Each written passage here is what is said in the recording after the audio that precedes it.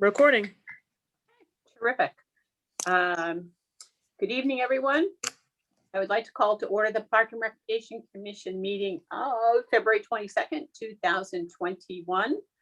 This open meeting of the Needham Park and Recreation Commission is being conducted remotely, consistent with Governor Baker's executive order of March 12, 2020. This is public gatherings and as such suspend the open meeting requirement. For this meeting, the Park and Rec Commission is convening by Zoom as posted on the town's website.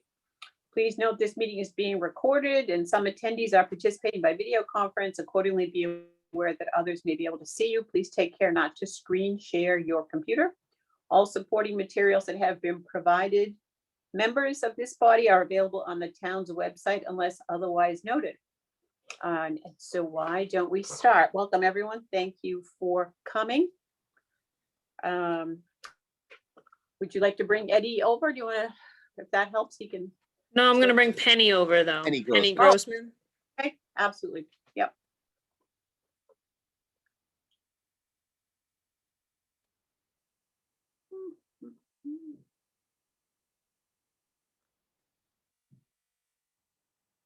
Penny, you should be able to start your video and unmute yourself.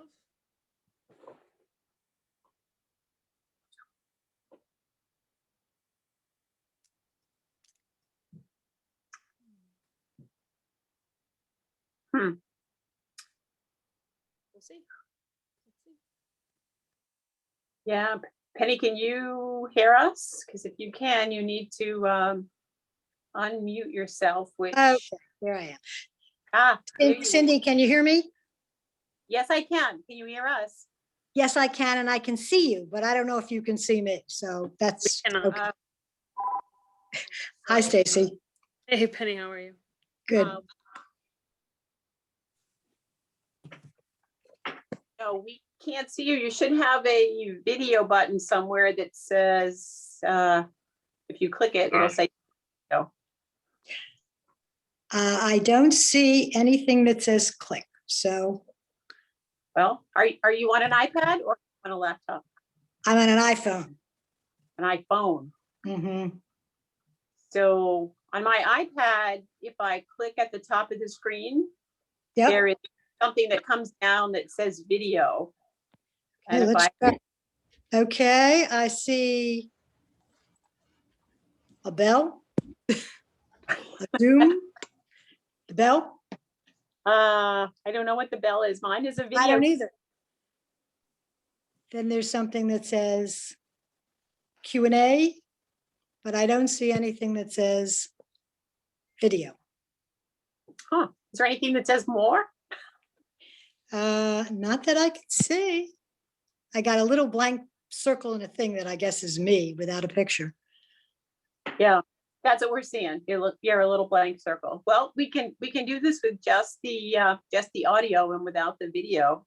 I was going to say, do you remember what I look like, Cindy? I remember Vaguely. what you look like, and I'm thinking you remember me. I just don't think you know the other members of the commission. But I don't, but I can see them. okay, perfect. All right, perfect.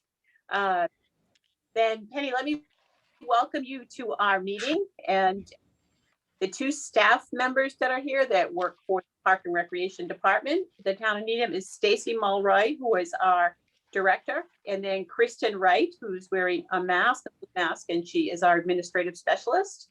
And then the other faces are committee. So there is Michelle Geddes and Chris Gerstel and Matt Tulin and Bruce Williams and me. So Penny and I know each other from way back. Her husband Sherm and I were in exchange together and worked on a number of projects together, going way back. So Penny, the reason we invited you to come is we're trying to just catch up with our liaisons. We try to do it once a year, and we're really lucky if we do it every other year, just to see what's going on with you folks on the board. So you're on the Council on Aging, right? Center at the Heights. And kind of just remind you who we are and to remind you that if you see anything or hear of anything on the board that you're serving that affects us, we'd like you to let us know, or any place where we can be helpful, where we can volunteer, where we can be part of a program. We just kind of like to remind you to keep us in mind because we like to be involved with that stuff. Do you have any questions or things you'd like to talk about with us? No, I don't. I think at this point, the Council on Aging is focused on answering questions about our senior population getting vaccine shots, what they can do and how they can be helped. They're doing remote programming. They're trying to get people sorted and scheduled to get assistance with their taxes. They also help them with their Shine and their enrollment in Medicare. And there's many, many programs that are going on remotely that seem to be well received in the community. And then the ordinary activities of getting food to those who need it and trying to keep the spirits up of those who are living alone. So these are what your group is probably doing for different population, different age group. And as far as I can think of, I checked with Colleen to see if she had anything she wanted brought to your attention. And she said, no, we're holding our own, hoping that at some point we'll all be able to get together in person. Sure. Yeah. Aren't we all? Yeah. And I think Yes. you folks haven't met all that much in the last year, right? You've only met recently. We met, the last time we actually met is at the center was last March. We did meet somewhere time in June. There's a project that was ongoing that they wanted to get feedback from the board members. And so those who could attend remotely did. And some of us have seen each other as we volunteer to assist human resources and doing mailings or at the town hall. But no, we haven't really met as a group. Okay. All right. Well, we are happy to have you. We're sorry that we can't see you, but I at least know you. But please feel free to reach out to us. Let me ask if any of my commissioners have any questions or comments for Penny. Yeah, Matt Tulin. Hi, Penny. It's Matt Tulin. Good to hear you again. It's been a while since we've seen each other. I just had a question, and this may be going back a bit, but I wanted to know if there was any discussion with regards to seniors in the pool programming and how we did over the summer, both with COVID and prior to COVID. I know that the CAF and the seniors have been a very outspoken feedback in terms of our overall pool development and everything. So I didn't know if there had been any conversations, over the summer that you can recall, or any issues that it may have popped up, but just wanted to gather that feedback. Matt, I have not heard any, nor have I seen any daily reports come from the Aisha sends out notices of what's going on and people's reactions to different activities that are going on. I have not seen any comments in those daily bulletins, but in fact, Aisha or Latanya may have heard some, and it's just not gotten to my ears. Does that answer your question? Yeah, no, that's great. I mean, it's just wanted to make sure that we have that open line of communication back and forth. So that's great. I can certainly raise it. I have spoken to Latanya, and I speak with Colleen quite often. So I can see if either of them have heard anything. Be glad to do that. Great, thanks. You're welcome. Great. And anyone else have any questions or comments? No? Okay, terrific. Well, thanks, Penny. We appreciate you making the time to speak with us. And we will be back in touch. Hopefully we won't let as much time go by this time as we did last time, but we will be back in touch, and please keep us in mind if participate in. We are available, and I think I'm okay to say please feel free to reach out to Stacy or Kristen if you need anything too. Absolutely. Thank you. I'll be able to do that. And I will figure out how I can I know I've done this before in other conference calls where my picture does show up. So I've done something wrong tonight. Well, anyway, that's all right. Well, thank you for coming. thank you very much.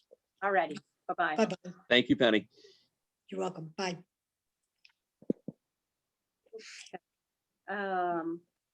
Great. Why don't we move to the director's report? Sure. Do you guys have the director's report in your packet? Kristen saying that there was a glitch in it. Adobe is anti-Kristen this week. Excuse me, guys. I can still hear you. Can you disengage me? Thank you. Yes. You're welcome to stay. So, Okay. So I'm going to screen share my director's report because we're all Okay. recorded. I have to say that the funniest thing is that her husband, who passed away a few years ago, he was an engineer and he was technically extremely savvy and extremely handy. He rebuilt their washing machine. I mean, he could do anything. And we used to argue over spreadsheets and stuff. So it is just interesting that Penny is not. But anyway, Didn't need Let's- to be. she didn't need to be, right. He's only been gone maybe three or 4 years. So anyway, All right. I'm going to share the director's report since Adobe and Kristen are fighting. And you guys see that? yes. Yep. Now can you see Mhm. it? Yes, we can see it. So can you also send it to us, Stacy, so we can have a record of it for ourselves?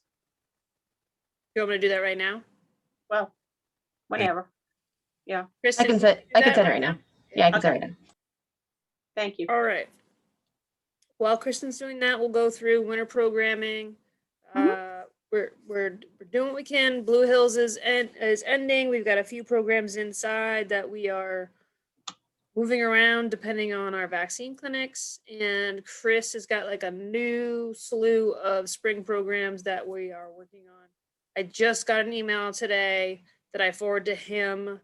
Kristen, you will be happy to hear that it is about Dungeons and Dragons. So I sent that off to Chris. I don't know anything about that stuff, and I just sent it along. But we might be running a program. I don't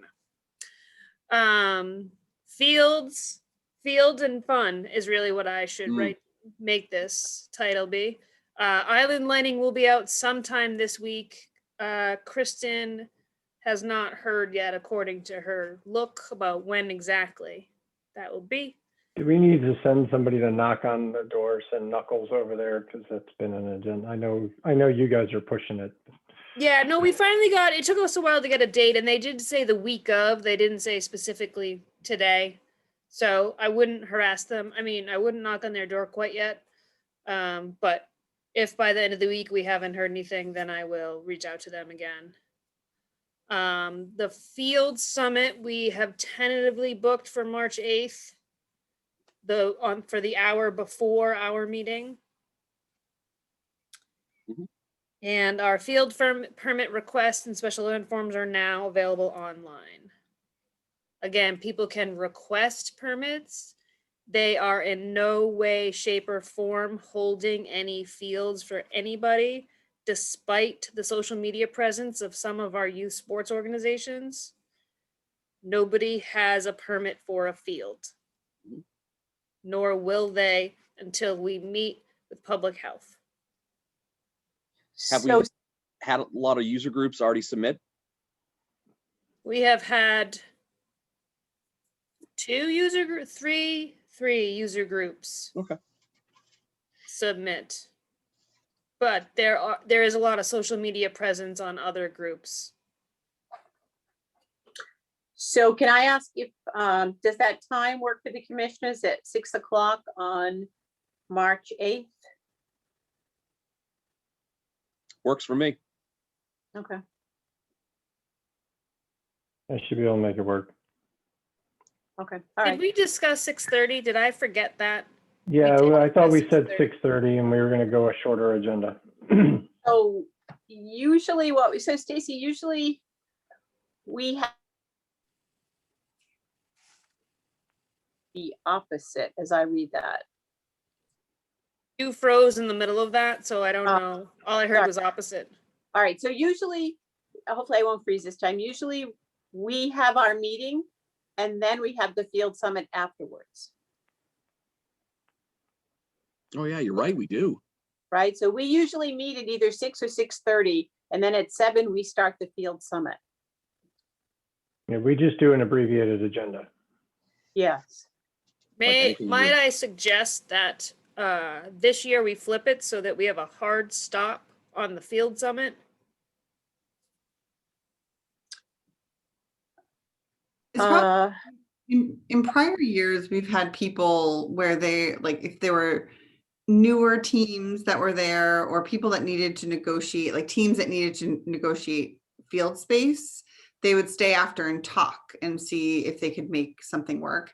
If we're not going to have any field permitting even complete by then that sort of takes that piece away. So it probably takes the open-endedness of the meeting that's sort of driven the agenda previously. It takes that away. So we probably could get away with just having a hard stop.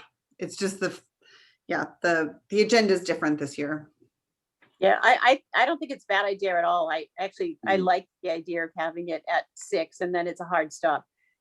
When I first came on the commission, we had our first field summit.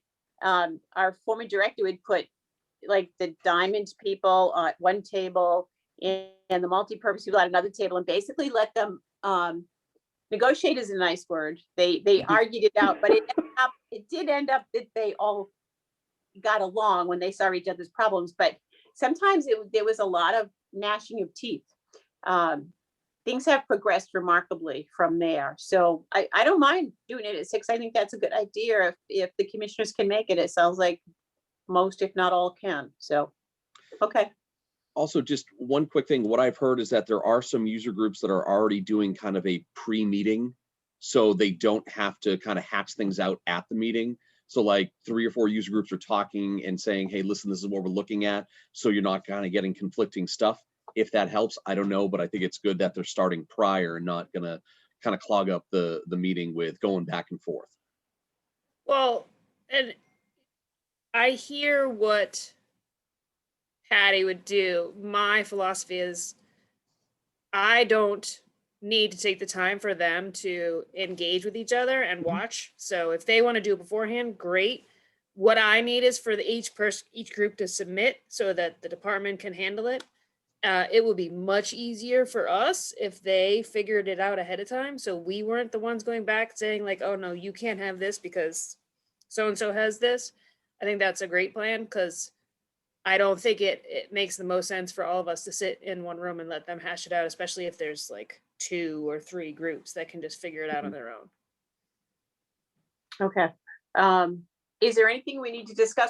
We typically invite Eddie to come to this meeting if there is something for him to discuss, which is either the condition of the fields or something he's doing, or sometimes trash if we get into that. So, Eddie will be there if nothing else. There's a lot to talk about trash. Yep. And because of the staggered high school season, he'll be there to talk to that as far as field upkeep goes. And then we can talk about it as far as programming goes. okay, all right. So as long as he can make that, as long as this schedule works for him, that's great. Matt, I see you, but Cindy doesn't. That's okay. What's he doing? Raising his hand. Oh, Trying to God. be polite for a change. So I forget, did we discuss when, given that there is fall 2, are we going to have youth sports start on a normal spring schedule, or are they going to follow the school schedule? Because that will create a challenge with all high school sports. The plan is And for the field youth. use. Right. So the idea is that youth sports will start no earlier than April 1st. They will follow their typical season. In our meeting today, we did discuss the staggered season and how fall 2 sports could affect youth sports. By and large, Matt, I don't believe they will, because most of the time, as far as practices and some games and events, by and large, it won't affect us because high school has the fields before 6. But I did talk to Dan Lee that if there were any asks after 6 for night games or weekend use, that we would have to be collaborative, but there shouldn't be too many. We're talking 3 total home games for football. I imagine track will be the same or similar. So we shouldn't have too many outside of the up until 6 p.m. events. Yeah, I just didn't know if the school, because of the COVID restrictions of the fall 2 sports and how they may have to stagger practice, if they were going to go later, meaning would the football practices go until 7 o'clock as they have to stagger, or will track go longer because they may not have everybody? I just didn't know if that was going to impact it. They're less worried about games, more worried about the activities and the overlap and impacting youth sport practice. At this point, I don't know. I haven't talked to public health. They are my next step, depending on their availability. We don't have any new vaccine clinics coming up anytime soon that we're aware of. It could change daily, but now is the time to reach out to them, because we need to know for youth sports. The high school needs to know what their regulations are. Currently, there is no field to practice on. That is also being discussed this week. So we need to figure out where we're going with that in general. I'm less concerned about them going late and more concerned about if they're going to get on our fields.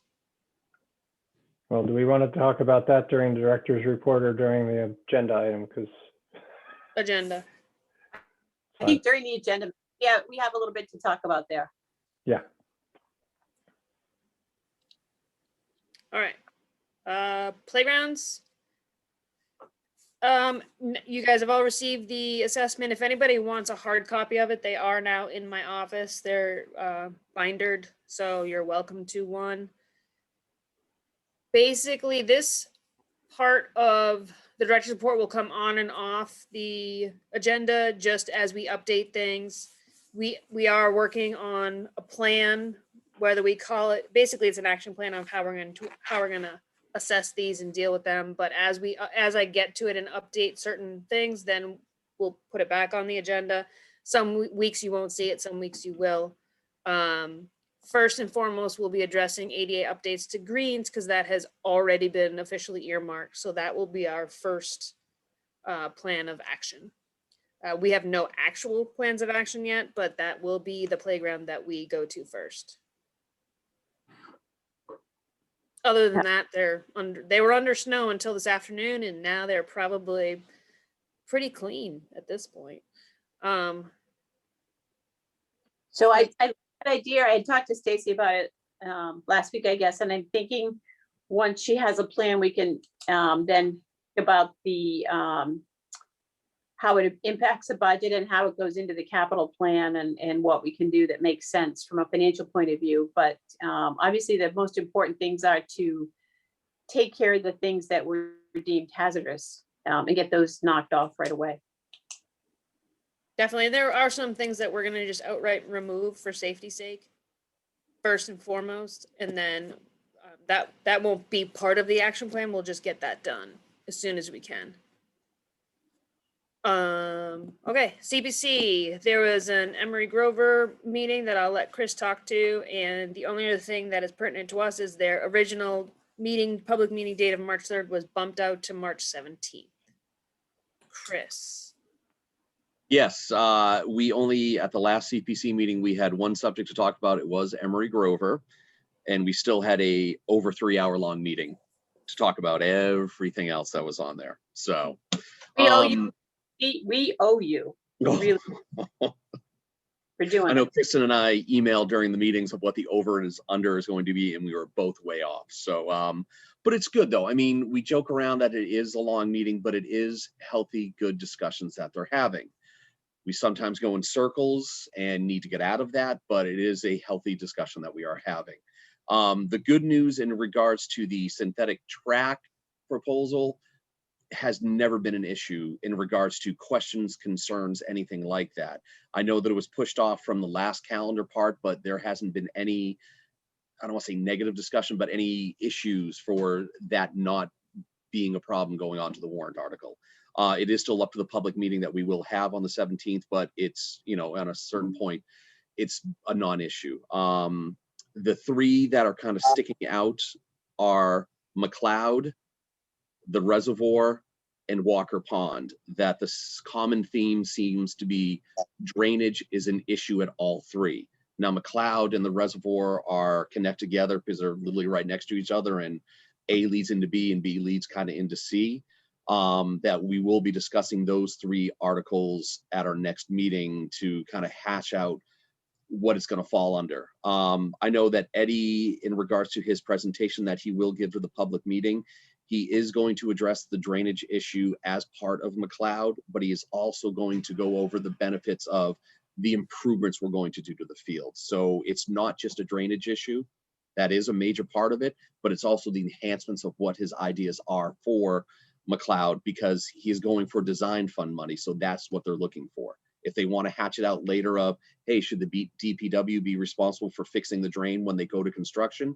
Let them hatch that out at that time. But in regards to getting design funds, he's here to say drainage is an issue, yes, but here are the improvements that we want to do under the CPC guidelines.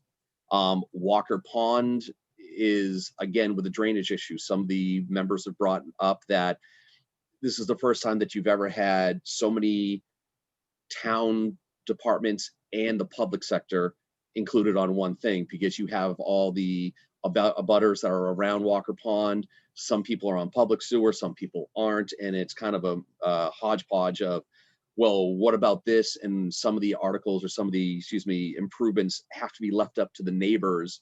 That some CPC members saying, I don't know if I can take that as an answer, because if the town's doing their part, who's going to hold the neighbors accountable if they have to do their part? So that's one of the discussion items for Walker Pond. For Walker Pond. And the reservoir, again, is it a drainage issue or is it a sediment issue? And those are things that are going to be hatched out at the next meeting that we have.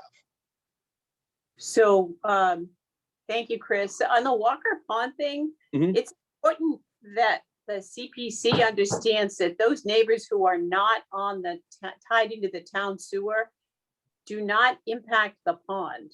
They are correct downstream. I'm not sure if that's the right phrase, but if the water and the flow goes from east to west, they are on the western side. If that, I don't know the direction right, but they are not impacting that pond, and whether or not they tie up to the sewer system shouldn't actually affect what we're doing there. But I don't know. I feel like because Tony included that issue in there, that the committee has hung their hat on that. And that's what some people are stuck up on. Is like, oh, well, I heard this, and it hasn't been explained to them that has nothing to do with what's going on with Walker Pond. So it's trying to put the toothpaste back in the tube, if that's a good way to. They have.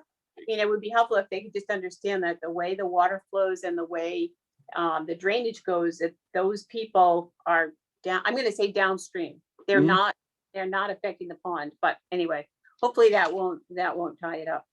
Correct. And I know I'm missing one of the CPC articles, Kristen. It is the rail identification markers, correct?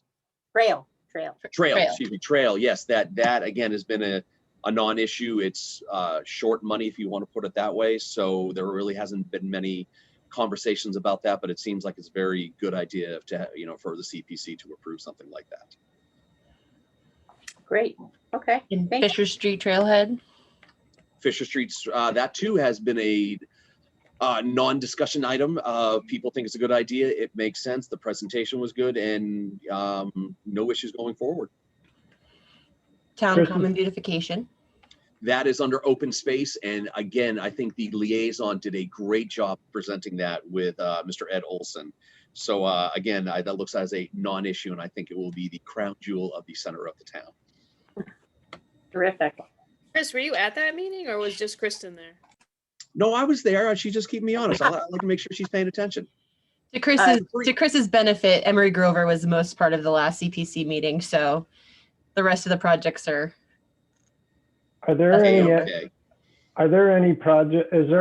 options of Emery Grover that could potentially impact us at this stage?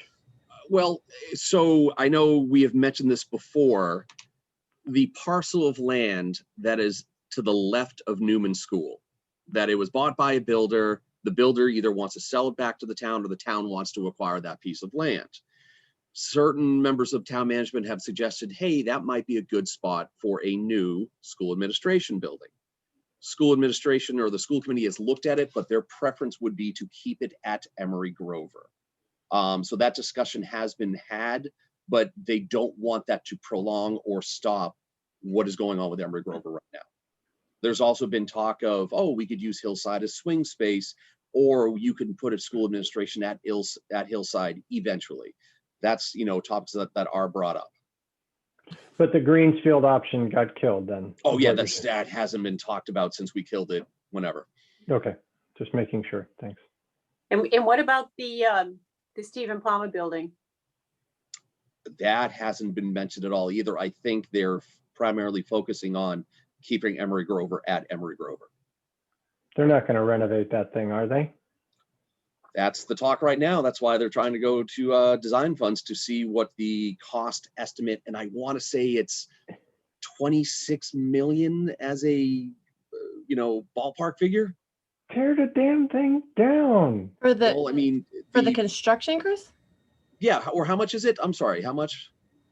It looks like about 12 or Okay, 11 is going to be eligible for CPC, but yeah, it would be another, it's a $24 million project. so I was Tear the thing down. Well, the other thing is, you remember, whoever goes to town meeting, that it's been shot down a few times, that a lot of people are echoing of, it's not worth keeping that building up there. That Yeah. I know it is historic. But then the town but I know makes then the town administration makes the argument that this won't be as much of a tax burden if we do it as CPC funds, because it'll still cost Correct. you 12 million to do it if you tear the thing down. Right, because I nobody get wants it. to talk about an override. That's the negative O word. You don't want to say that. So that's why I think they're going down the CPC route. Right, Wow. which just is ridiculous. The Mhm. big Right. thing is that it's a historic building, folks, and it's very important. The Historic Commission stands behind the fact that they think it's very important to keep the structure. Yeah, I just think there is quite a faction in town that is going to say it's not economically feasible, and Mm. regardless of whether it is eligible for CPC or not, it doesn't make economic sense. But Correct. you're right, that, and I'm with Matt in that camp, but and I appreciate historical buildings, but some of them maybe just can't be saved. So, but luckily that's not our problem on the Park and Rec Commission. It may be our problem, those of us who are town meeting members, but okay, great. Thank you, Chris and Kristen, for that update. Okay, and lastly, on the director's report, I'm sorry, is the assistant director position. Yeah, so as of this writing, we had received 117 applicants for the position.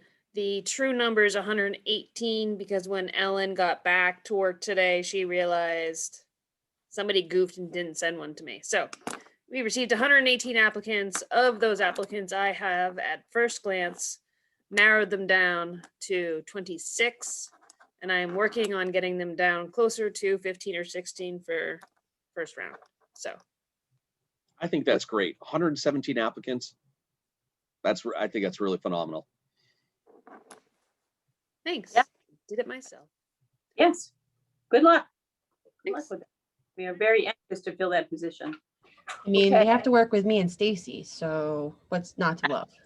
I specifically did not put that in the job posting. I'm surprised it wasn't 317. I'm surprised at the number. Out of the 118 people, I only knew 5 of them personally. I'm surprised by that. I am surprised by that. Interesting. Yeah. Okay. Stacy, I have a question on programs. Maybe is it on our agenda? I should. Never mind. I'll ask when we get down to it. Never mind. I'll ask the agenda. Any comments or questions for the director on the director's report? No? Okay, great. Thank you. Nice job. Okay, under discussion item, CPC public hearing on March 17th. Anything additional? I think we've covered it. Except, do we need people to attend it from the commission? I guess I'll wait to hear from Chris. Chris will and be there. Chris I'll will be there. be. But will you speak up for our projects? Will you be able to do I that? can, yes, I can answer those gray area questions that are on there. I mean, but it is being presented by a different liaison, so it's not like I'm the one presenting on a park and rec thing that you always present on something that you're not affiliated with. So there will be a liaison that will present. I will then fill in the gray areas along with Eddie's expertise and tutelage Terrific. and Kristen's. Okay, questions from the commissioners? No. Okay, updates from the finance committee. Do we want to know? There's no official updates, but the unofficial word is that our budget sailed through FinCom. Okay. And that's So nobody talk about it and move on. We don't want to jinx it. fabulous. Just I'm wondering what happens when they hit that total button. You know, you hit that total button, you're like, oh, we can't possibly spend this much on the addition, right?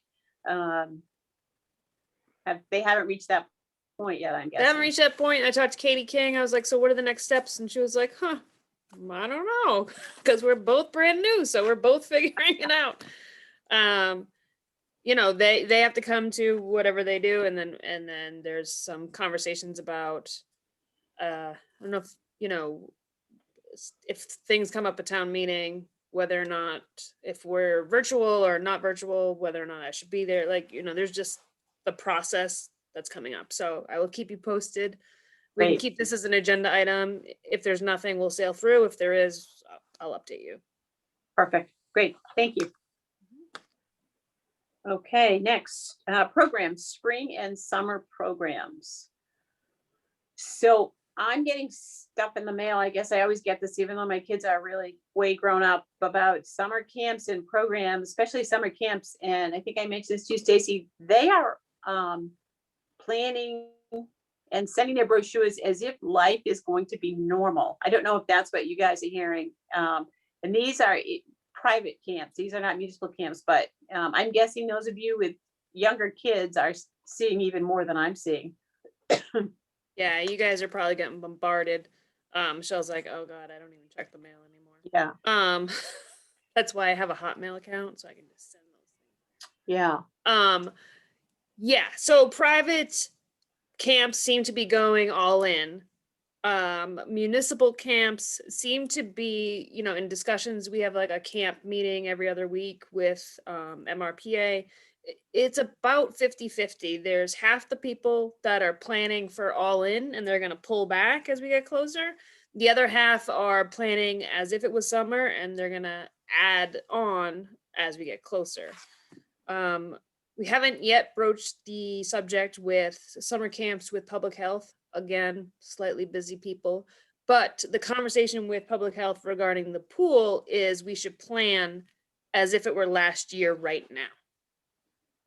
And so that is our process with summer camps as far as what we're programming and currently what we're going to start staffing or reaching out to staff is as if it was last summer until we hear otherwise.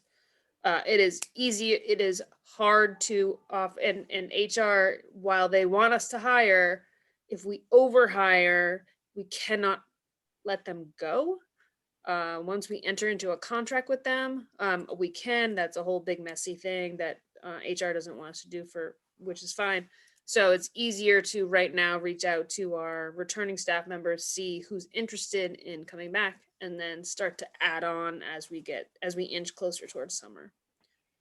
And hopefully within the next few weeks, we'll have, I'm just going to say, better guidance from the town, because the state guidance is something and has been through this whole process. So, you know, we're kind of looking towards our public health people, and Tara and Diana are the pool side of things, and we have been in contact, and they're very much like, let's start here and then work our way towards opening up. Okay, so that's the pool, but talk to more about the programs.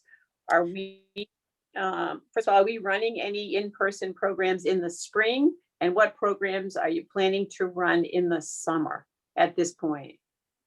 So right now we had a meeting, not last week, no, early last week, that about access to the school buildings and which buildings. What I know so far is which buildings we definitely do not have access to. We work, Youth and Family Service, not youth, NCE. NCE was on there too. And so we're trying to work collaboratively with them about who is where and who gets which access. Right now, our plan is to run similar to last year, whatever locations we have, 3 to 4 groups of 10, similar to what we did last summer. So if we get 3 or 4 locations, that's how many, we'll have 160 kids. Groups of 10, sorry. In my brain, that calculated faster than I could say it. If we get only 2 locations, then we'll have to pare it back. I don't think we'll have 2. I'm hoping to get at least 3. And then, so it's going to look a lot like last summer right now. That could change dramatically, or we could end up with, beginning of August with all of a sudden we're running some full day, really intense camps, but there's no way to know that right now. And right now we're preparing to run similar. We are taking the conservative approach just based on what our conversation is about the pools. And how, like I said, half of the communities are going conservative and the other half are going the opposite. My guess is we're going to end up somewhere in the middle around July. Questions, comments from the commissioners? Well, it just seems to make sense to me that you have to take the conservative approach until you know what's going on, so nobody can predict. So definitely makes sense not to plan on being wide open and have to cut it back. It's a lot more work than going the other way. It is, and financially it was rough to have to refund thousands and thousands of dollars when people couldn't do what they originally did, and we're not set up currently to be in a good spot for that. So we're going to start slow. Register people when we're confident that we know we can run the programs and deliver. And then if we can add more, we'll just keep adding. Okay. Michelle? Is there a cutoff point at which we don't feel like we're going to be able to get the staff to run programs? 'Cause I feel For programs, I'm not honestly worried about that. I'm slightly more worried about lifeguards, just like I always worry about lifeguards. That's a whole different animal.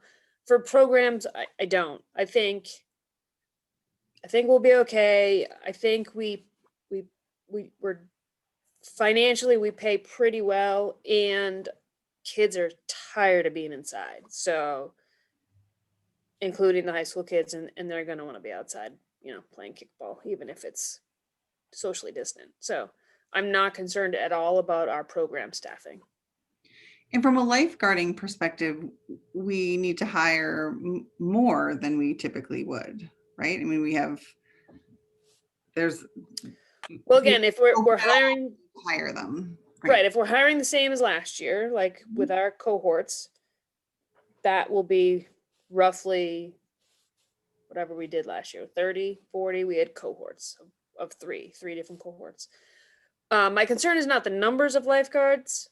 I think if I can train staff, we can get lifeguards. It's the training piece that is the biggest concern. All of the communities right now are struggling. Red Cross has not come out with a good way to recertify staff, nor have they come out with a good way to certify first time around staff. So that is the biggest issue. I was on an aquatics call a couple of weeks ago with Red Cross. They're super helpful. Not at all. So I'm not sure. They're doing a session in our virtual conference for MRPA in a couple of weeks. I'm hoping they'll have more guidance. I mean, they know about as much as we do. So, we may have to be super creative in recertifying our staff, we'll have to have people come in and volunteer to be people we can rescue. My bigger concern is certifying new staff. Because it's one thing to change it up for somebody that's been through it all. It's different to, try to run a certification class where you can't touch somebody that you're trying to save. So I don't honestly know that. I have been in contact. Well, I've reached out to Red Cross. I am a certified instructor still, believe it or not. So there, we have an instructor in-house. It's just a matter of how we run it, how we are allowed to run it. Okay. Stacy, are you a certified pool operator? I am. You are. Okay. Mm-hmm. In fact, I got the little letter in the mail saying my 5 years is up and I have to do it again. Yay. Oh, It's one of those courses you have to take every 5 years. It's never changed.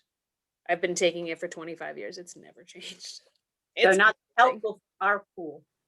Okay. No, and it's like, if you're running a 4-foot hotel pool, it's so helpful. Outside of that, no. It's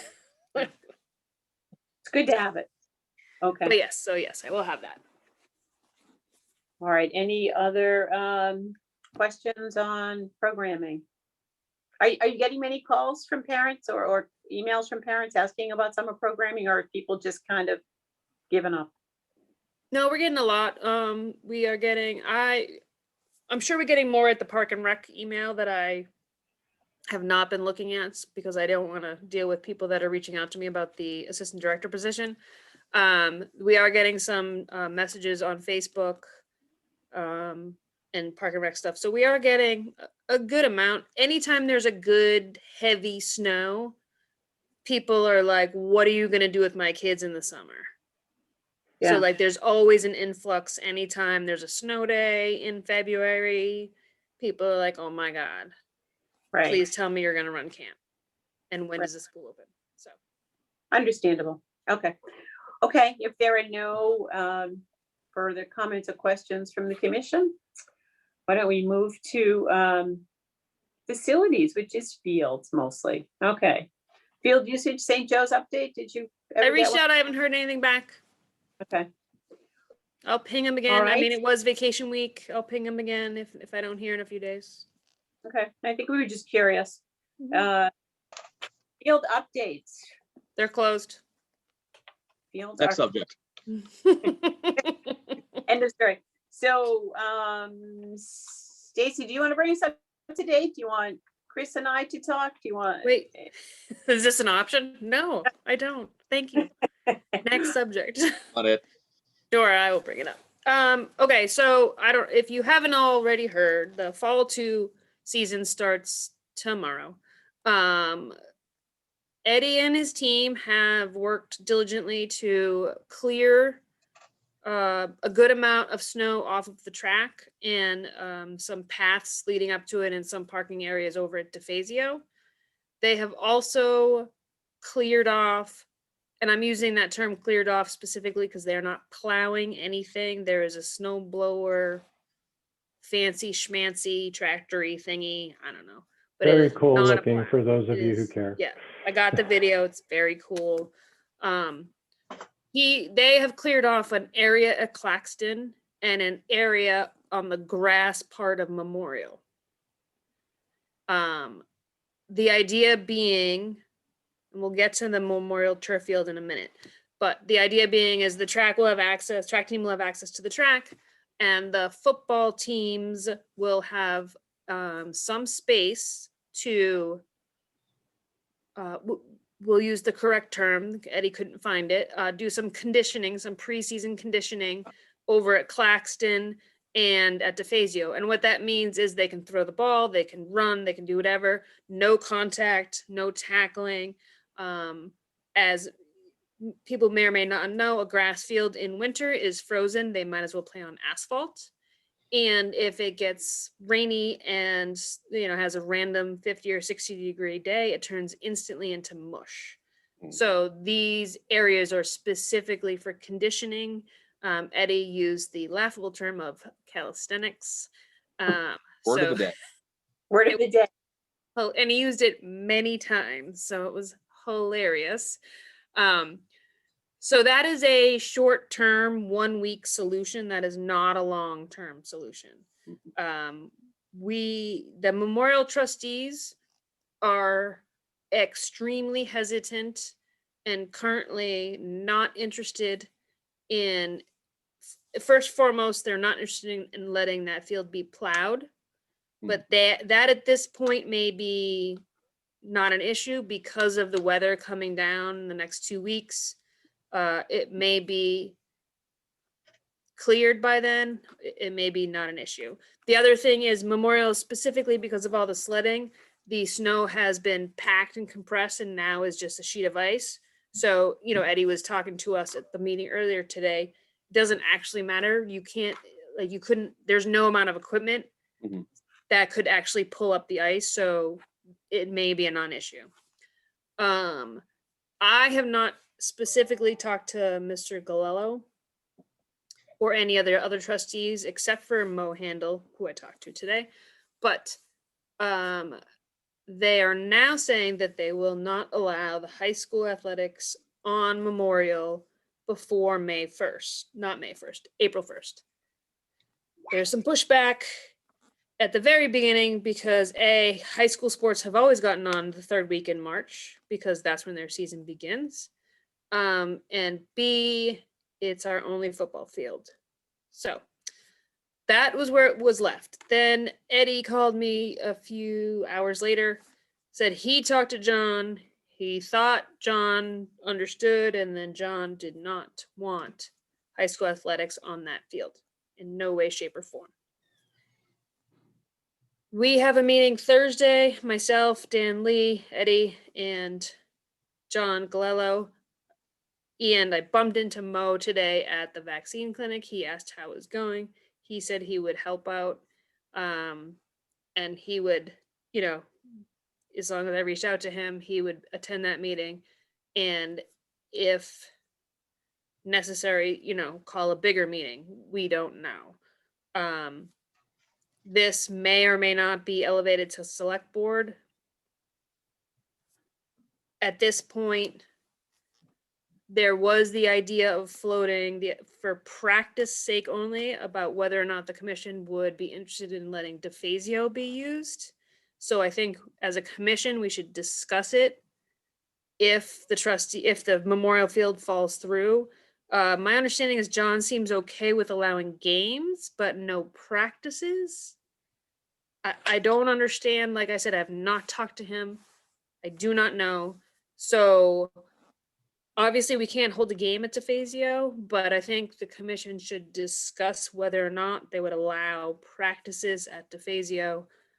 I have a strong feeling about plowing turf fields, but hopefully the weather will cooperate and it's really just about letting kids on there to practice. So I think that is everything. I think that was a very good summary. We had an interesting meeting today. Unfortunately, the most important person to be there would have been Mr. Galello, and he ended up not being able to make it. So it's kind of too bad because we discussed it, but we couldn't really make decisions. And while high school sports may have been able to get on Memorial in the past before April 1st, we didn't have football. So there wasn't an issue if the football field wasn't available for football because we didn't have a football team practicing or trying to schedule games in March. I think the date of the first game, I'm looking March 12th, right? And there's 3 home games from that point forward. A maximum. Maximum Either 2 or 3, 3, maybe. they're not sure. 2 or 3. So I think I don't know what to say as far as we're concerned. We don't have really any say about that football field at Memorial Park. It is our only football field and it's not under our jurisdiction. So that's an issue for the trustees. And if that needs to be discussed further with the select board and town management, we're happy to participate, but I don't know that we don't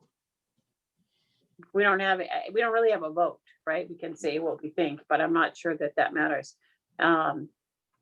Commissioners, I know, Matt, you have a lot of opinions on this. I think you've been, you have a football player in your family, so this hits close to home for you, but comments, questions from the commissioners?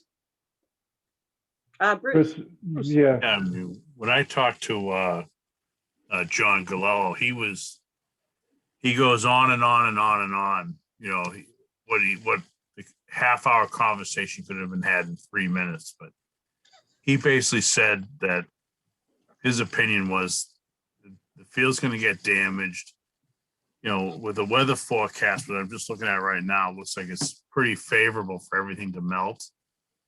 And is there a reason why? I don't know how long the season's going to be, but I know being involved in the hockey program, we usually have 20 games on the varsity program. We only had 7 games.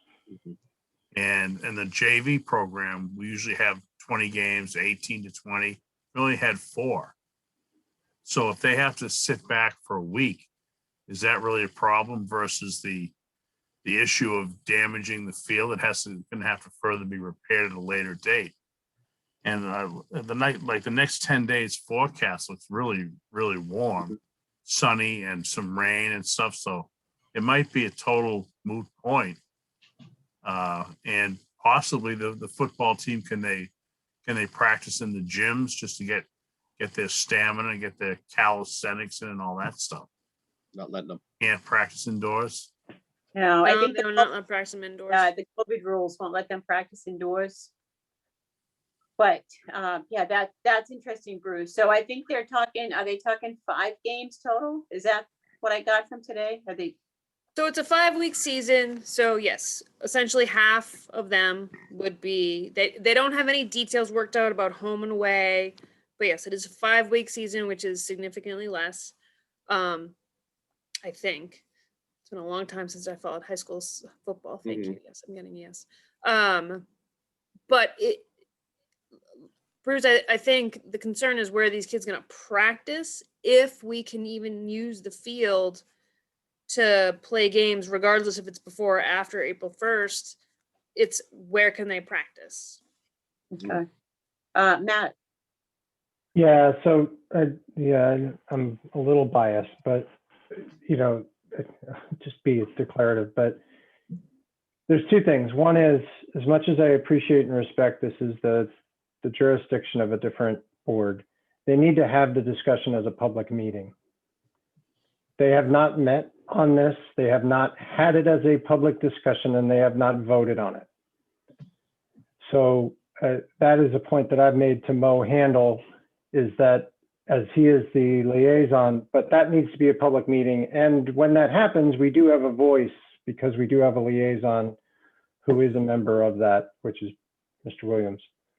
So that's one of my discussion items, is they need to meet on this and have this as a public discussion and allow people to provide the input, because otherwise we're responding to one person's opinion. And it's not our jurisdiction, I agree. However, I do feel it's important that I get on the record. If this was the week before Thanksgiving and we had snow on the field, if we got dumped on one of our November storms and we got a foot of snow on the field, this would not be an issue, because we'd be talking about the Needham-Wellesley Thanksgiving Day game. And it probably would not be an issue, right? The clearing of the field. Now, we can all hope that, and I agree, if we can hope that the weather will be a factor in helping us, great. But the next thing I'd recommend, I just want to get on the record is, and all of us have had to deal with this, but we are talking about kids and Bruce, you commented, right? Your normal hockey season's 20 games, right? We're talking about a football season that is normally 8, which is now cut down to 5. There is no indoor practice. There is not going to be a separate freshman team. They're going to combine for the first time a freshman JV team, and they'll only have varsity. So they're not even allowed to have their full normal 3 groupings of students to play football this year. Junior football has not had a competitive season and will not be able to have a competitive season because of issues we discussed last meeting. These kids are coming up on a year of trying to have some sort of COVID, they've been in lockdown since March 17th, will mark the time. That CPC meeting was when we all locked down, right? They've been doing this for a year, and you start, it just seems very selfish. And what I have not heard is, why can't we let them on the field for practice? Even if the weather clears the field, great. But why can't they practice there? Why can't they do it there? I'm actually more concerned on the clearing, and I agree with you, Stacy. Claxton is frozen, right? But if we have a day like today and another day like today, and that area is cleared and you have snow all around it, it's going to be mush, and then we're not going to have that field until next fall, right? Right.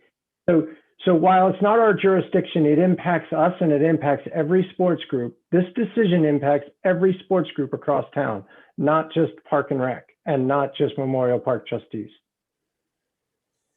So we do have to have a voice, and we do have to say it's not our jurisdiction. I fully agree. But this is not a decision that can be made by one person, which is what I believe, in my understanding, is everybody's talking to one person. Bruce, I think you may have reached out to a couple other members of the trustees, but right now they have not had a meeting. There's no documentation on it. There's no vote on it, no documented discussion, and no opportunity for the public to come in and discuss it.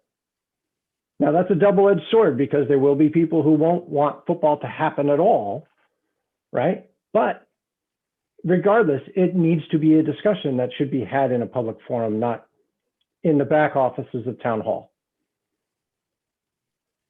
Yeah, I So- don't disagree. I think they absolutely need to hold a meeting. Right. I mean, I think, Matt, that you are, I think we all understand your frustration, and I think you're preaching to the choir here. Oh, I know. I'm just saying, so- I'm getting on the record. Note it, Kristen. It's there. Put in the minutes. Yeah, I mean, I really don't have any comments that I want to make about the trustees. I don't know why they're not meeting and why they're not at least discussing this in the public. I don't know. Stacy, No, I don't know, but I have a comment. Okay, go ahead. Well, I mean, on the one hand, they haven't met at all during COVID because they can't Mhm. do the Zoom thing. It's comical. But now that Eddie and Dan and John and I have a meeting set, my first call tomorrow morning is to Mo to invite him to that meeting, so that we can get the broader, because I can't force them to hold a public meeting, but the select board. So the next step is I'm going to invite Mo to the meeting and see what he can, where it goes from there. And Stacy, just so you know, Kate pinged Mo and I pinged Mo literally on the same day. So the town manager is also trying to address this in terms of, from her jurisdiction across Yeah. all the different groups in the town. Yeah. So it is. I talked to elevated. Kate last week, and I'll talk to her again tomorrow morning now that we have a date. So Yeah, that's great.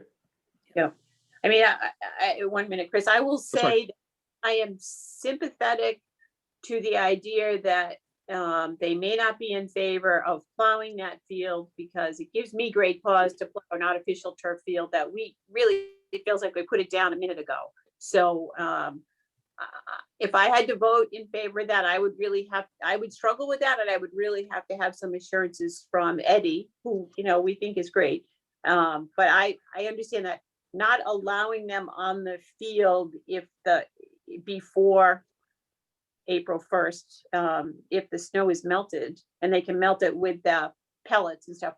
I would have to agree. I don't understand that. That one is a puzzle to me. We talked today a little bit about if you had to shut down the hill while there's snow on it so that the community can't use it for sledding. That is a problem. There were probably 200 people there on Saturday, and yesterday there were fewer, but there was still a lot of kids sledding. So to shut that down, to clear that field for football, you know, that's kind of a big decision. I suspect that if that snow starts to melt, that will be a moot point because the hill won't be good for sledding anyway. But that would be a difficult thing to do to the community if you saw how many kids were sledding. Even, I would say, Dan Budokan seemed to have pause at that. He said, oh, that would be difficult for the community. But that's kind of where I am at. I don't understand why they couldn't get on the field if in fact the snow has melted, or we can melt it doing those, you know, those black rubber pellets that seem to hasten the melting. But Chris, you had your hand up. Just, I mean, I thought it was a great call today, and Stacy, I thought your recap was spot on. I thought it was good to have a lot of the proponents there because there was a lot of hearsay of, oh, I heard this, I heard that. And it was also great to get clarity of the terms of, you're not actually plowing the field, you're more of skimming it and letting nature take its course. So it's good to kind of get the dialect and what the meanings are. So I thought it was good. And one thing I think we've all said, we're always going to defer to Eddie when it comes to things like this. I mean, the town manager does it. Everyone that when it comes to a park or, you know, project like that, let's defer to Eddie to see what he says. I do believe that if he didn't think this was a good thing to do or a manageable thing to do, he wouldn't be pushing for it or say, hey, listen, I don't think this is a good idea. We don't need to do it. He's not saying that. He doesn't want to cause extra headaches for him or extra time for his crew. So why would he put himself in a predicament like that? I do agree also, we don't need to air the dirty laundry of the Memorial Park trustees. If they have issues of not meeting, that's for them to deal with. That's nothing for us to deal with. Let them, you know, do what they need to do. Where my concerns were is that, yes, I was very hesitant of the plowing term. Now that I know the procedure of how it's done, I feel more comfortable with it. Where I feel even more comfortable, I would rather have kids practice on Brock and Founders with the process that Eddie has laid down than go to a Claxton and shut down Claxton or cause more permanent damage to Claxton as it is. So if I had a preference, I'd rather do that there.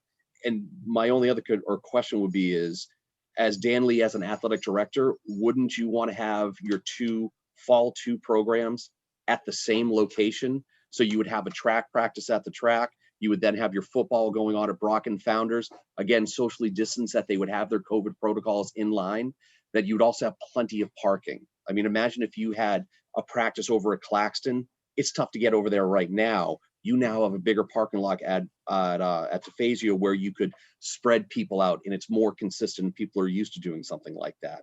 That's my opinion. And just, I just want to air that out there, but Stacy's got a comment. I see. I do. I don't disagree with you. Practice wise, that it does make sense. Game wise, obviously it doesn't. I do want to just remind people that DeFazio is used as a snow dump, the parking lot. That is so true. the parking lot is significantly smaller than you would typically see in the spring, depending But on. still way But bigger. it's not as bad as that. it's been in the past. I was there over Yeah. the weekend. Yeah, I was there Saturday too.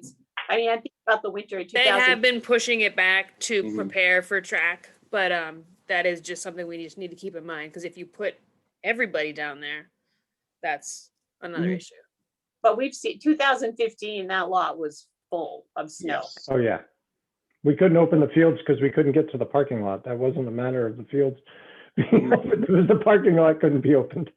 We got to think half the barriers are under snow right now, because when they park them up along the back of McLeod, they cover the barriers with snow. So we couldn't even make a parking lot right now, but still it's bigger than Claxton on any good day. So, Yeah. So is there any, I'm sorry, Bruce, go ahead.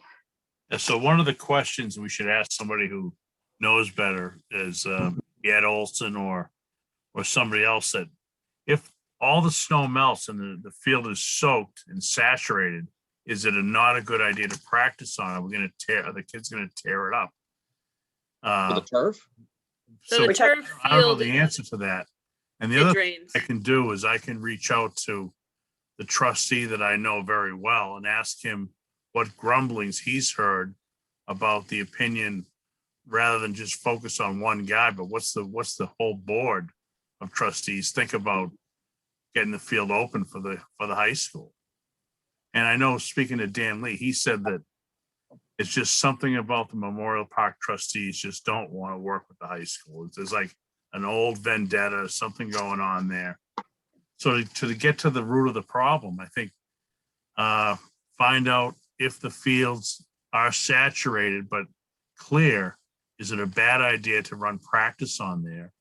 And then I'll talk to the gentleman I know that's on the trustees to see if what he's heard, and I'll get some information back from him.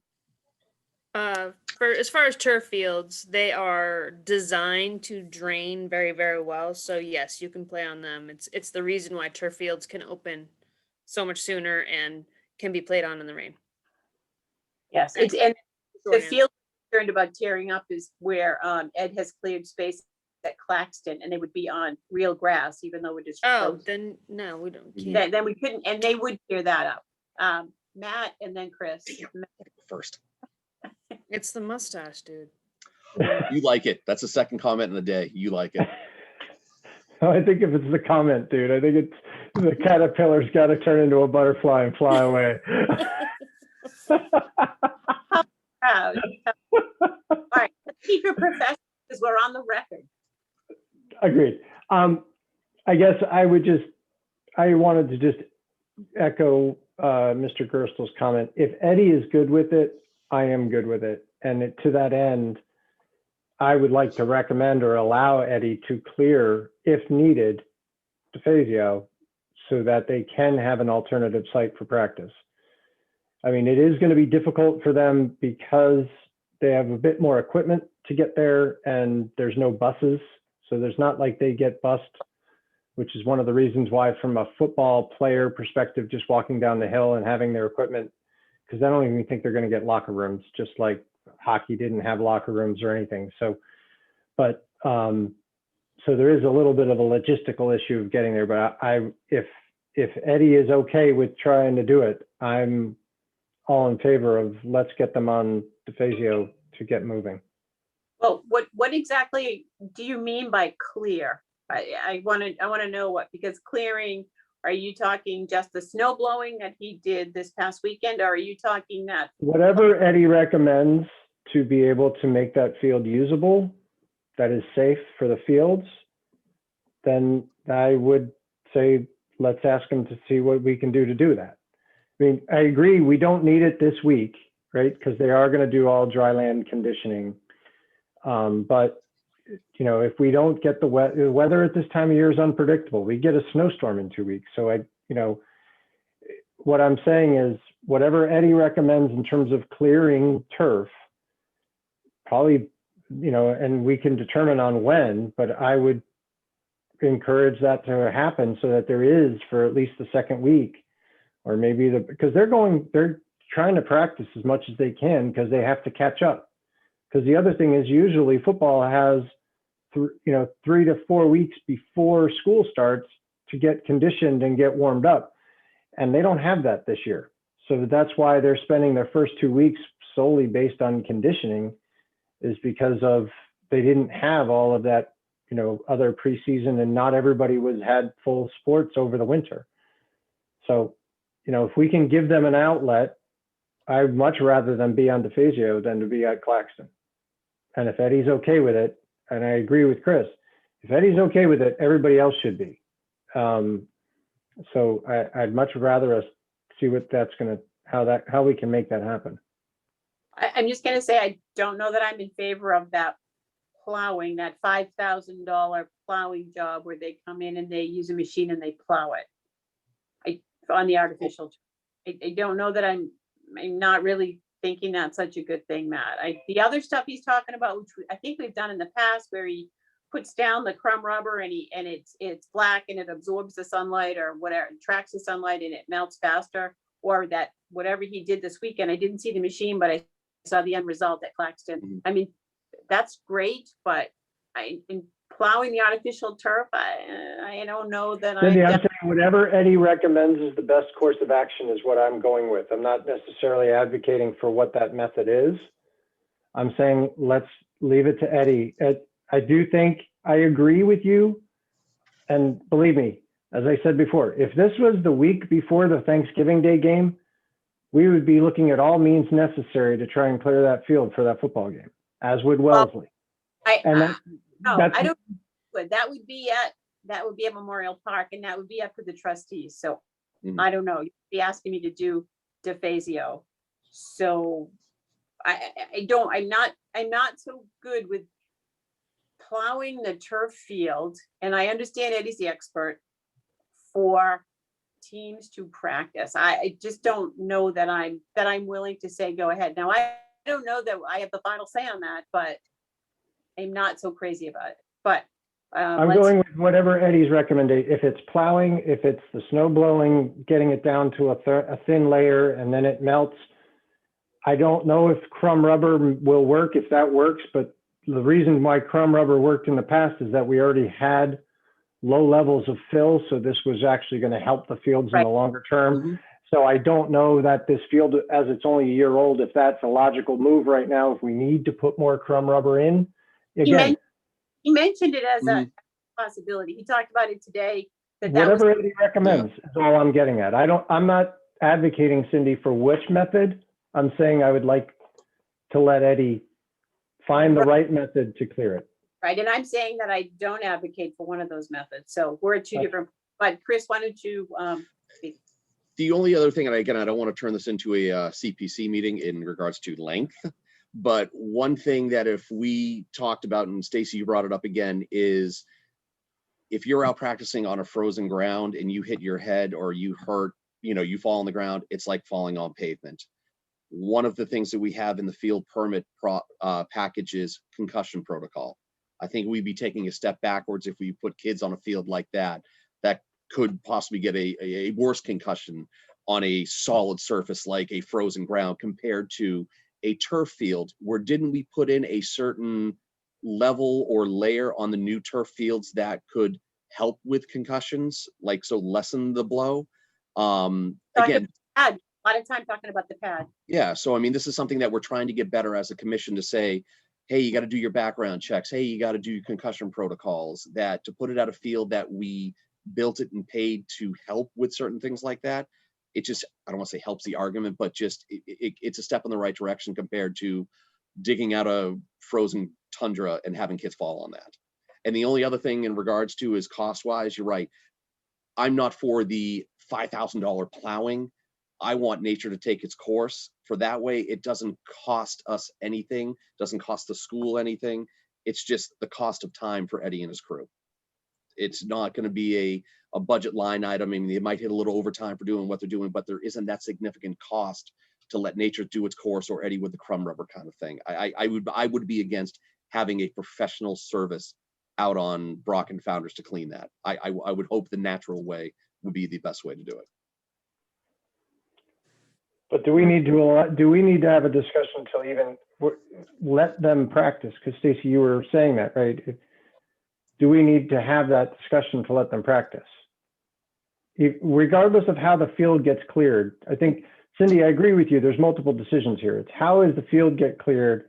And then would we give them permission to use that field as practice? I think it's two separate. Yeah, I think it's two Right. separate. Those are two discussions that I think we need to have. My vote is however Eddie wants to clear the field, do it. But if we can get them to practice there, that's where I'm standing. I don't want to, I agree with you, Cindy. I don't take plowing lightly, right? And if Eddie's not comfortable with that, I'm going to go, peace, Eddie, do what you feel is right, because he is the steward of all this and he's done a phenomenal job. So that's where but I think that's where we need to land on. And I do agree with you, Chris. I think it's a great comment on concussions will be prevented at a turf field versus going on Claxton, which is frozen as rock. Mhm. You will run the risk, even though it's non-contact, you will still run the risk of kids falling down and tripping and slipping. Slipping, it looks slippery. They're Right. kids. Right. Yep. I think one of the best things we can do for tonight's meeting is for you guys to make a decision about whether or not you will allow the high school to practice on DeFazio if they do not have access to Memorial. I think if it comes down to plowing, whether or not we set up a separate meeting to vote on that, or you want to vote on that right now, or you want to talk to Eddie, that can be a separate issue. But I think it may expedite things if the trustees do not allow them to practice on a non-snow covered field. Michelle? I just have a hard time approving that if they're both synthetic fields. The reasoning behind whether or not we can or cannot practice on a synthetic field should be driven by Eddie. I don't know why we need to support it. Why Memorial should come to a different, a different assessment of whether or not they can practice on that, and we have to then bear the burden of approving that. I think if they can practice on a field that does not have snow on it, then they should be practicing on Memorial. Right. If you can practice on one, why can't you practice on the other? Right. I just don't feel like we should have to, there should be an assessment made, and it should apply to all the fields in Needham. And that should be that. I don't see why we need to make a decision. Right. Well, I can see why we have to, but I just feel very strongly we shouldn't.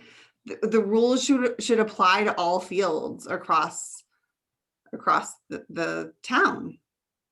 I think that would be the case if Memorial Park wasn't under that special jurisdiction that they are. That if we had control over Memorial, we wouldn't be having this conversation. But since the Memorial Park trustees govern that land, it is their decision, as big of a stinker as it is. That's the way it is. We control our parcels and we can make decisions on ours. And you're right, it's the same synthetic that went at Memorial that's down at Brock and Founders, but this is where we are because of that jurisdictional boundaries.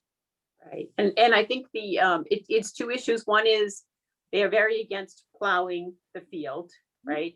And beyond that, they're saying we're not going to let anyone on that field anyway before April 1st. Is that the date? That is what I've heard they are saying. So the second one, the first one I understand because I'm right now in that camp kind of. The second one I don't understand. There has been a long-standing issue between the high school and the Memorial Park trustees. It goes way back, and I think there is some feeling that, and I don't know the complete genesis of it, but it was that the high school treated Memorial Park as if it was part of the high school, and the trustees say it isn't, it belongs to us. And I think there was something to that effect, but it goes way back. It predates me. It definitely predates Dan Lee, because that's what he said. He goes, he walked into this. Oh yeah, he's relatively new. Yeah, he's relatively new. Relatively new. This goes back quite a ways back. If you look at the forecast for the next 10 days, it's going to be sunny. There's going to be, more sunny days than not. There's only 3 days that are under 40 degrees during the day. So, I mean, the odds are pretty good that it's going to end up being. But Bruce, you got 1.5 feet of snow. So there's a way that Eddie can accelerate it. Like, can you get down to certain spots and then the heat generates from below? But we are, it takes a while even at this time of year for 1.5 feet to clear when you don't get it down. Let me, Madam Chair, if I may, I'd like to make a motion that we allow for the high school to practice at DeFazio if it is cleared by a means that has been determined by Parks and Forestry to be acceptable, with one exception. If the way that they want it to be clear, if that determination is that it be cleared via plowing, then we need to come back and vote on that plowing decision. I'll second that.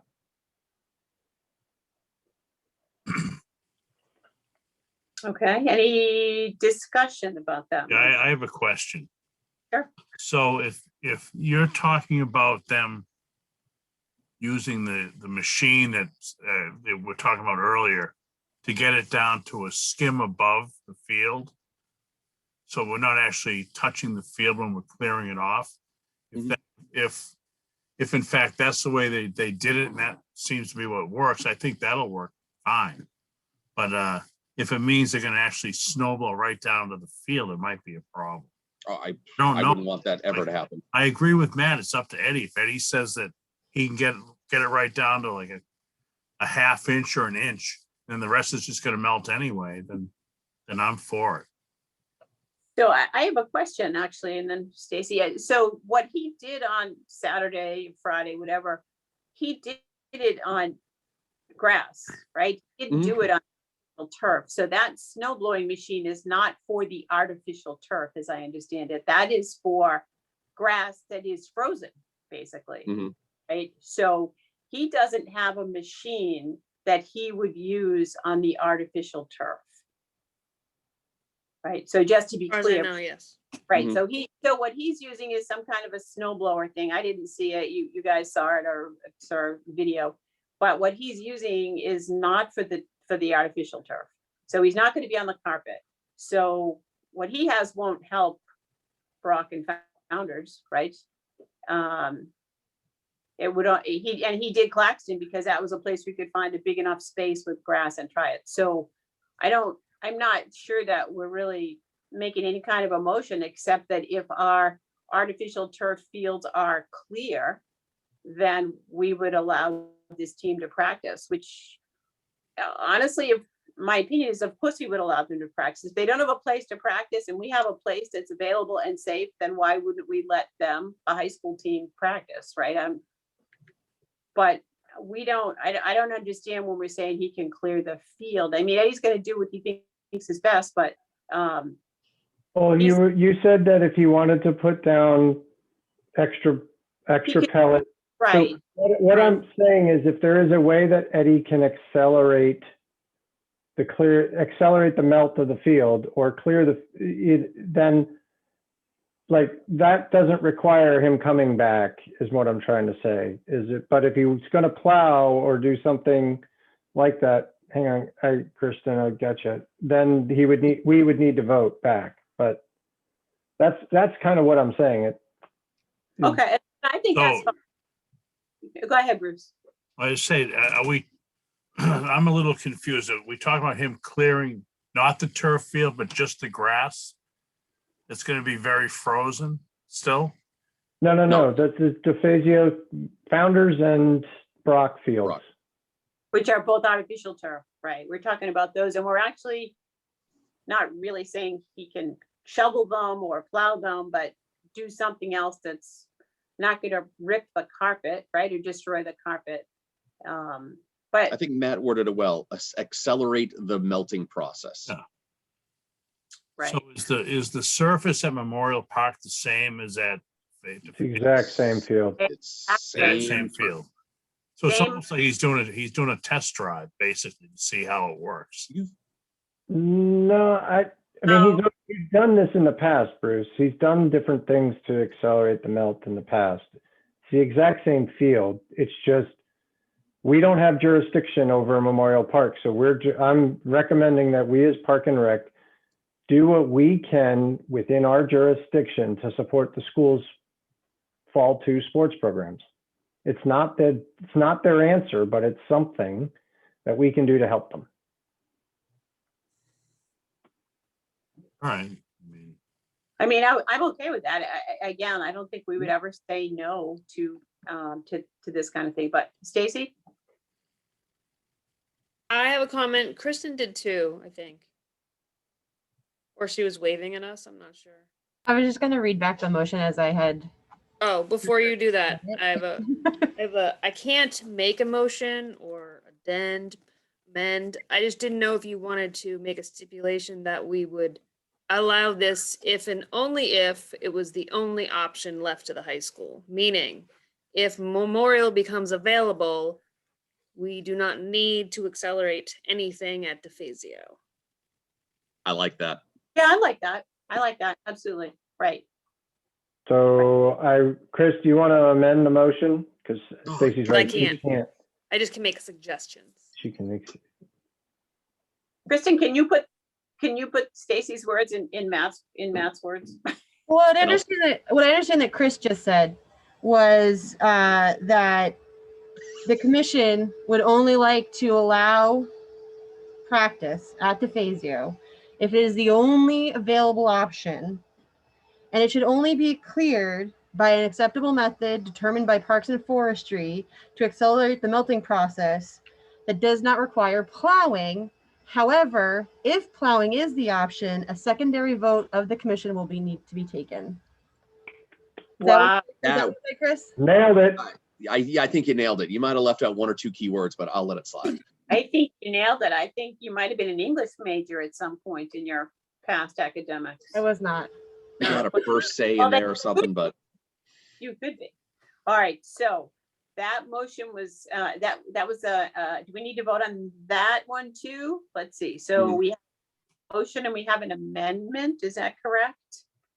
All right. So is there any further discussion before we, Kristen? Is there a second to the amendment? oh, I can't second my own second. amendment. I second the amendment. Wow. Yeah. Stacy, you have not sat through town meeting yet. Well, Gone So off I- the rails. Not in Needham, but in many All right. others. So let's vote on the the whole amended motion, the motion as amended. Let's vote on that, okay? Because I'm not the moderator and I'm not a lawyer. So there is no further discussion, and I will do a roll call vote on this one so that I'm following the exact procedures laid out in the governor's proclamation or whatever. So voting on the motion, let me first ask Mr. Tulin, Aye. Mr. Gerstle, Aye.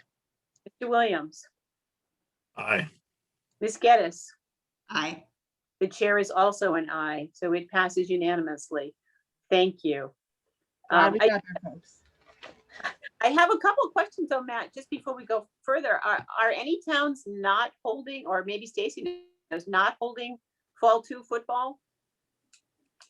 No, everybody is that I'm aware of. Actually, Bay State Conference is one of the most restricted.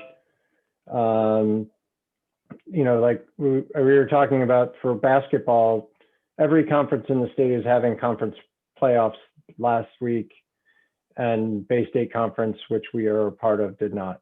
So we are probably one of the most conservative conferences. Whether we're the instigator behind that or not, I'm not going to say or ask or guess, but everybody is. I mean, the only other thought it hit me today, and Stacy, you may have mentioned it, but I didn't know if when you mentioned Mount Ida was looking to share programming, I don't know if they had a football field or sports field at Mount Ida. But I'd hate to ask kids to go all the way over there, but the other option is we practice at Wellesley, but then they can't do it because but every conference is playing football.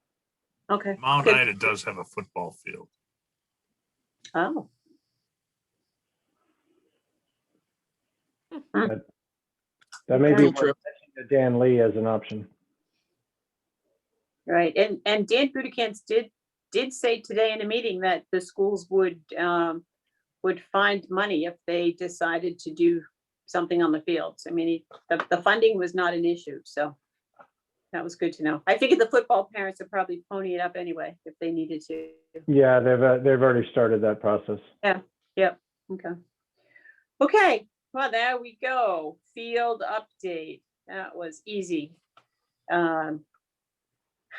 Next item is Field Summit. I think we have covered that, unless anyone has anything else to add. Did we kill Bruce? Did he die? He's gone.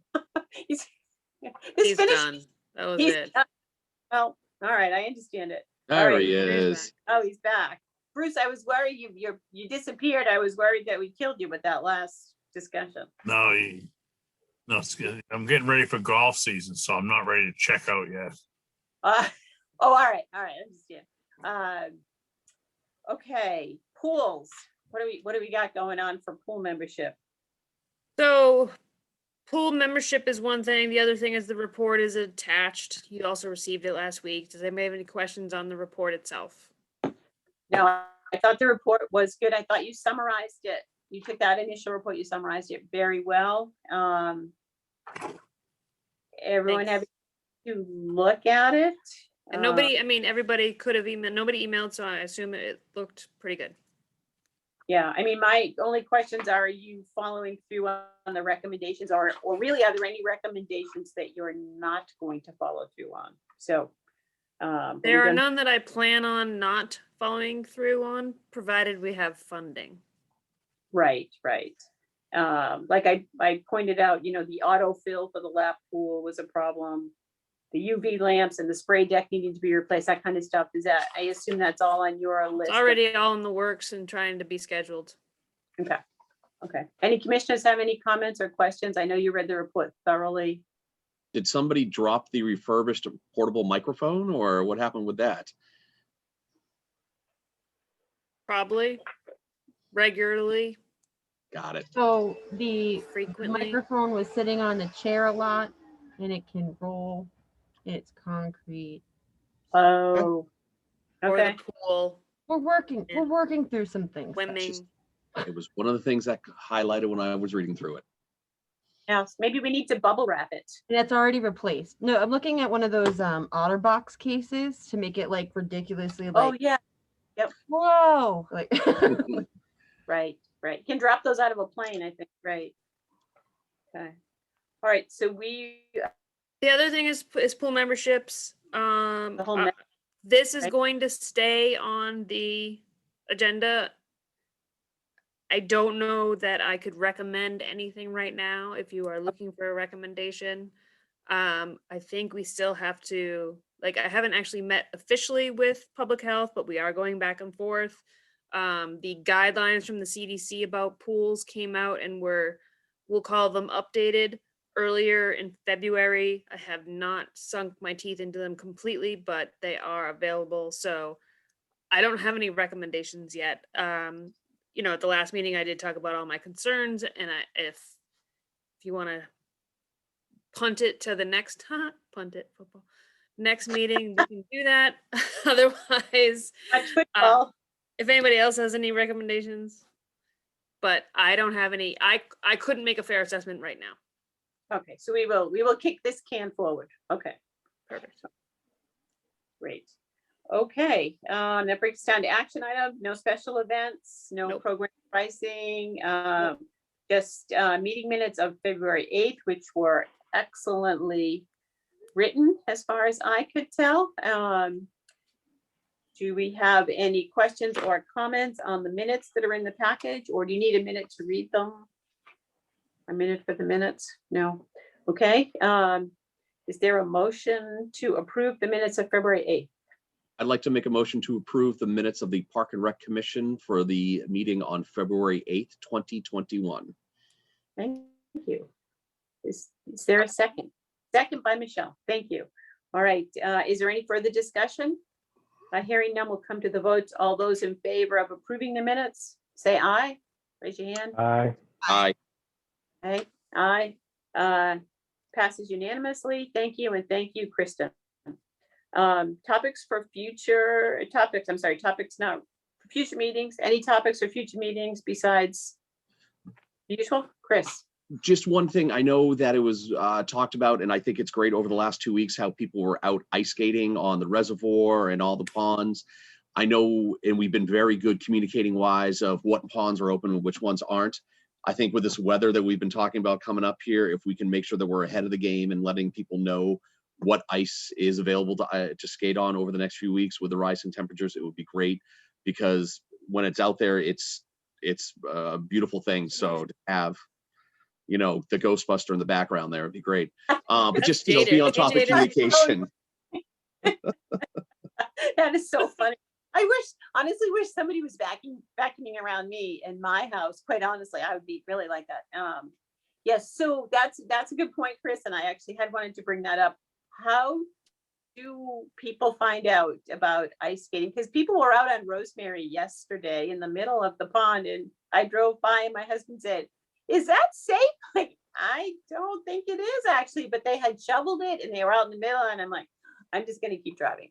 They were out there today. Eddie's team goes out there and checks it daily, Kristen, or once we know it's clean, safe, then it stays safe until we go back out and check it. Kristen updates the website. It's just like any other field status. We do it so frequently. So it does get updated. We don't always put the all call out every day saying, yes, this ice is whatever, but it is always on the website. It doesn't necessarily go on Facebook all the time, but it does So, always go on the so website. can we put it out there? I mean, I saw people on Facebook saying, is this safe? Is that safe? How do I find out? And no one seemed to know. And then I looked at our website, and the biggest thing that hits you on the website is fields are closed. I'm like, well, of course they're closed. They're freaking covered with snow. Let's not go back on that discussion. But why doesn't it say this is the ice that is thick enough for skating, right? It felt to me like that is so much more important. And if someone goes on a field and they ruin a field, that's terrible, or they damage a field. But if someone goes through the ice, right, we're talking terrible. So I was a little confused about that, and maybe right, but that was the first thing that hit is fields are closed. Very Okay. important topic, Cindy, and some people don't understand it still. But yes, outdoor skating has its own separate part of the website, and it's on all of our Facebook posts. It's on everything that I've put out with like our tips, where they can skate, sledding tips, all of that has been circulated through social media. I can add it to the it's a slideshow that's on the very front of our main page. I can definitely add that there. That's not a problem. If the summer update that we had talked about, that's on there currently, as well as the fact that the field bathrooms are closed, because again, people need to know. So it didn't go to Facebook and the socials today because I didn't get a full thing from Eddie until much later, and I put it on the website what was open, but like when the lights go on at the reservoir, and if we know any additional information. But on Wednesday last week, I did put out a post that said, listen, there's snow. DPW can't check the ice when there's a snowstorm. Like they're very, very busy doing roads and sidewalks and DPW things. So we never check on weekends because again, DPW is not on staff. And so that was kind of one of those things. So there was no, and I did catch somebody that asked about Rosemary and if shoveling was a suitable thing.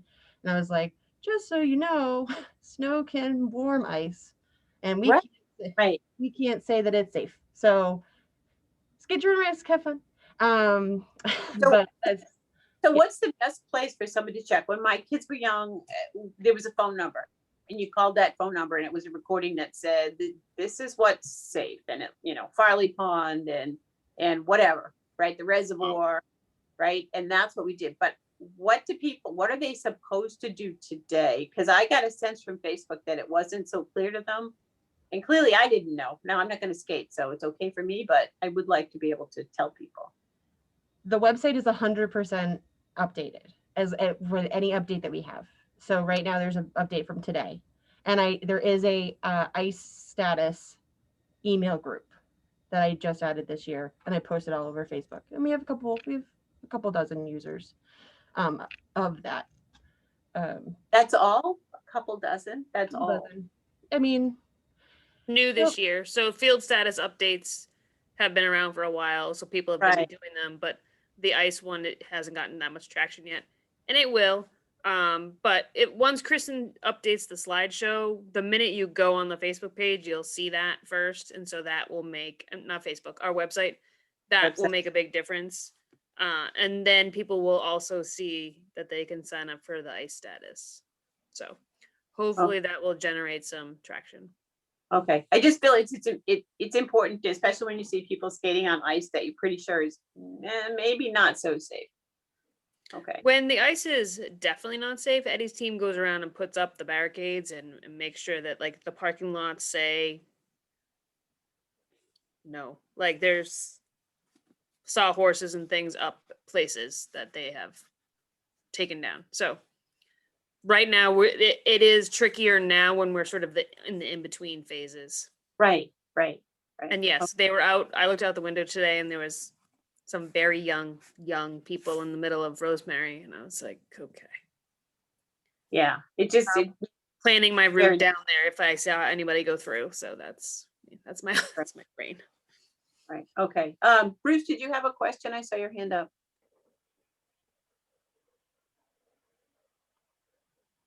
I remember there used to be a skating hotline you could call, back in the day. It's probably outdated now, but it was pretty handy. So, I mean, if it's not, probably not something we need to do now with the website. So, it was- Yeah. Yeah, we're from the same era, Bruce, because that's what I recall too. We used to call that number, and we Yeah. also used to call for fields too, as I recall. Right, and that's, glad we don't have to do that anymore. So, We can check with the switchboard and see if we can get that going again, but I don't know if we have anybody It's a manning. call tree on the party line, right? We just, we call Chris and then Chris calls 2 friends and Cindy calls 2 friends and No, I have Mistress Cleo calling me. Hold on. the party line hates me, but not by much. Okay, all right, well, I think it's important that, that we make sure the public knows, and they know that the last time we checked the ice was 5 days ago because we can't get to it. Anyway, Chris, did you have Just 2 quick things, and Kristen or Stacy, please put this on the back burner of a list, but over at Claxton, how it is supposed to be a one-way in and one-way out, I don't know if we're missing a sign or if it's just too small, but I want to say once a week when I go to the dump, I see people going in the out.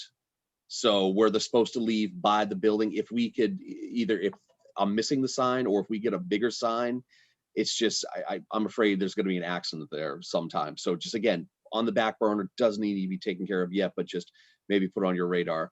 And the only other thing, I don't know if people have seen, but we do have another candidate who put her, or excuse me, the candidate that pulled papers for Park and Rec has successfully submitted her papers to the town with all 50 signatures. So she will be on the ballot for Park and Rec to take over our Commissioner Toolin, who is leaving us high and dry.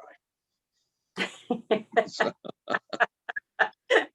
Chris, I would suggest you stop going in the out. That's all. well, so, you lead by example, exactly? There is a sign that says exit, but it is pretty small. It's Okay. a very tiny sign there, but I don't know. All right. Anything else? Anything not reasonably anticipated? No, then our next meetings are listed there. The next meeting will also be the Field Summit starting at 6. So please put that in your calendar, and please feel free to remind us, Kristen and Stacy, that meeting is earlier. Okay, You're on the list, so you'll get that too. great. All right, hearing nothing else, I would entertain a motion to adjourn. Motion to adjourn. Second. Second, all right, all those in favor? Aye. Aye. Aye. Thanks, everyone. Appreciate your time and patience. Have a good one. See ya. You All right. too.